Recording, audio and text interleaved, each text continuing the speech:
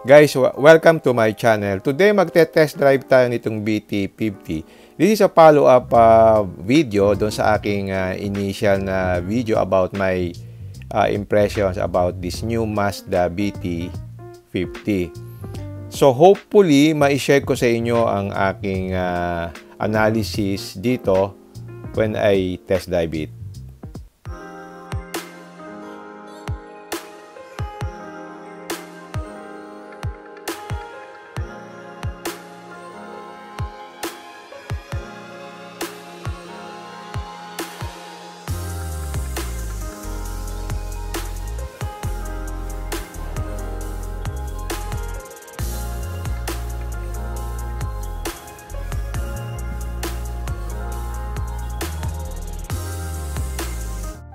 Okay, start na tayo. So, ang ating titingnan dito, yung kanyang ride quality, yung kanyang NVH, yung engine power.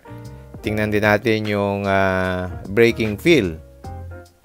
I think parang pareho lang ang driving feel nito sa MU-X.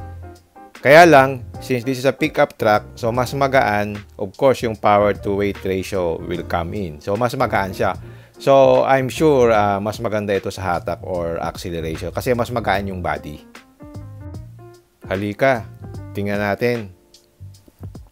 One thing you'll notice inside the Mazda BT50 is its clean and simple design. Maganda yung seat configuration and you can see the road very clearly. So, maganda yung kanyang seat height in relation sa kanyang dashboard.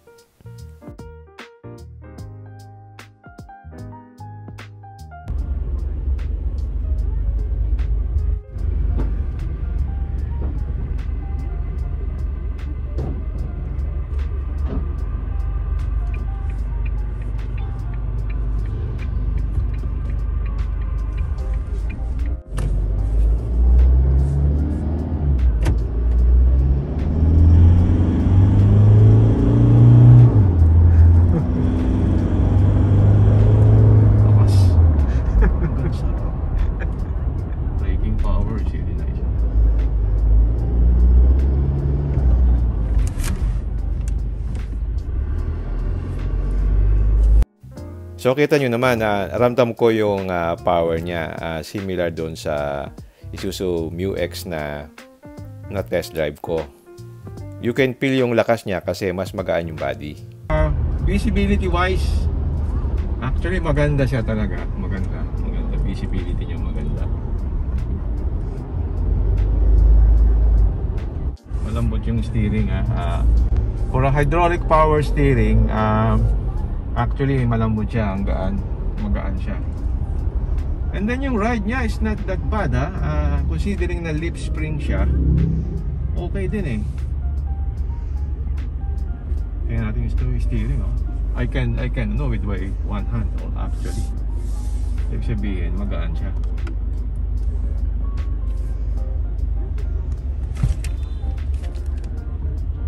Then yung visibility left and right, quite okay. This one is lang. Yung premium feel niya is very evident pag nakasakay ka sa loob. Ang feeling ko parang nakasakay ako sa crossover, but in fact I'm driving a pickup truck. What more if you're driving the top of the line 4x4 na naka brown leather seats, tapos black headliner, tapos yung leather steering wheel, and then yung bigger infotainment system. Very elegant, di ba? Diyan magaling ang Mazda. Simple lang ang mga design niya pero ang lakas ng dating.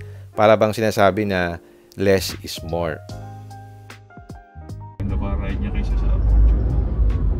Hindi siya mag-ewan.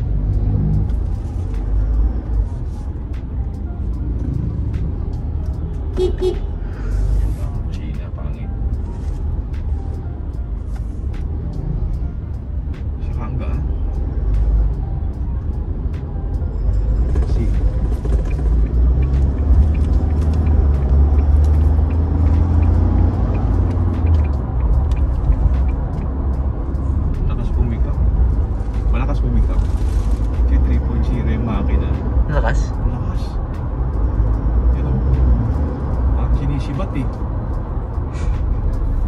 Tuwang-tuwa talaga ako sa hatak ng engine niya with 187 horsepower and 450 Newton meters of torque. Tapos, ang ganda ng kanyang transmission. Same dun sa MUX, 6-speed na automatic transmission. Ganda ng combination. So, yung transmission niya, kahit 6-speed lang, much better nung sa iba na may mga 7-speed, no? Na-experience ko to na much maganda yung hatak niya doon sa Nissan Navara or Terra ko dati na nag-struggle siya sa first gear and second gear. Smooth shifting siya. So, wala siya nung gear hunting. Subukan natin yung turning radius dito. We are now in a 2-lane road. So, ikot natin kung kakayanin ng U-turn. Actually, sakto lang. Sakto lang.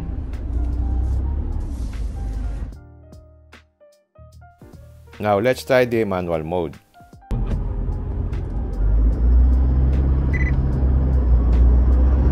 Napansin ko lang dito, pagka naka-manual mode ka, hindi ka makapag-upshift pagka lower than 2,000 RPM. Unlike yung sa Montero, kahit 1,500, nag-upshift siya. Narinig nyo siguro yung beep sound kanina nung mag-upshift ako not at the right RPM.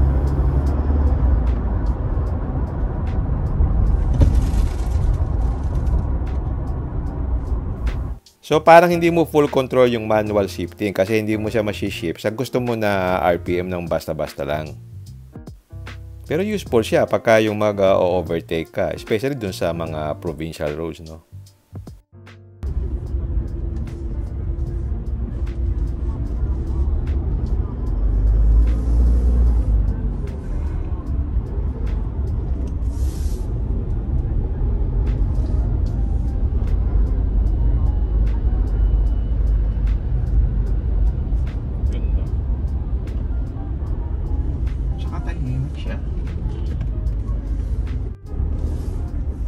Parang hindi siya pick up.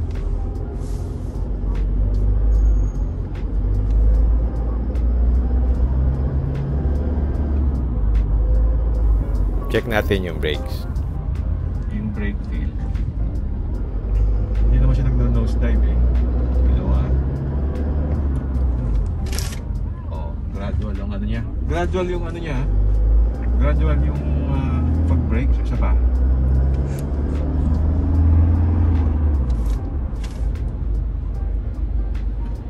Mo, ganda ng braking.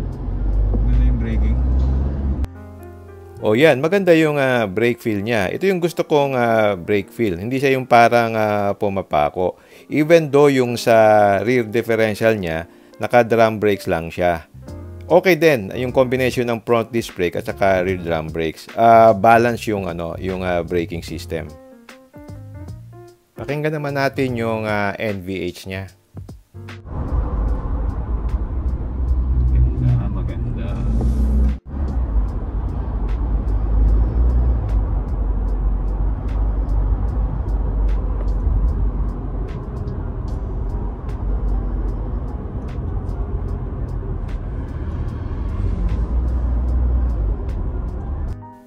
So maganda yung yung NVH niya. You can feel na tahimik siya. In fact, much better pa nga yung NVH niya than dun sa Montero ko na rinig ko yung mga ingay sa labas eh. Ang noticeable sound lang dito, yung pag piniga mo yung gas pedal, talagang marinig mo din yung engine sound.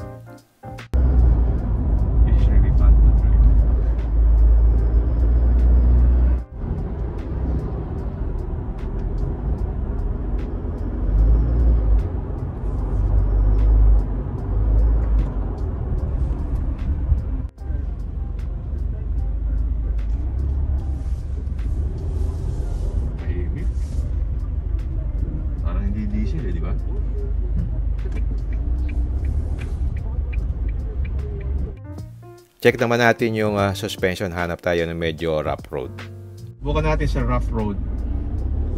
Ito medyo konting rough road dito na konti. Composed pa rin siya.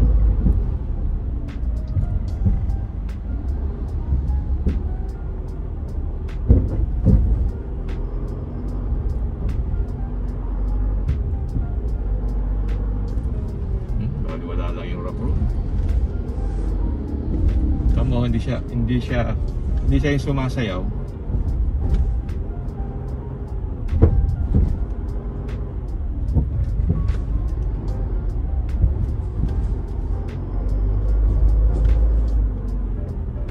Yung sa rough road, okay naman siya. Hindi siya ganong katagtag. Medyo composed pa rin yung ride niya. Pero don't expect kasi pick-up truck ito. Pero despite that, comfortable pa rin yung ride niya. Overall, this is a good pick-up truck to consider. Very good combination of Isuzu's engine and Mazda's styling. So, talagang ano siya, parang lifestyle truck siya, kumbaga. So, I'm impressed with its driving dynamics, no? So, if you're looking for a new pickup with very nice design and good ride, I think this is a good choice. Ang isa pang maganda, it has high torque at low RPM, which is good for a pickup kasi mas malakas yung hatak at saka yung kanyang pulling ability. And libre pa yung PMS for 5 years. So, sa akin, sulit ito. Ang maganda pa dito, konti pa lang siya sa market. So, meron kang feeling of exclusivity. Unlike yung mga popular na Hilux, Strada, D-Max, saka Navara, na marami na sa market. In short, my expectations were satisfied. It has good engine, good pulling power, good NVH, as well as handling and brake feel are consistent with my expectations. Alright, if you like this video, don't forget to like, share, and subscribe. Until next time, see you again in my next vlog. Bye!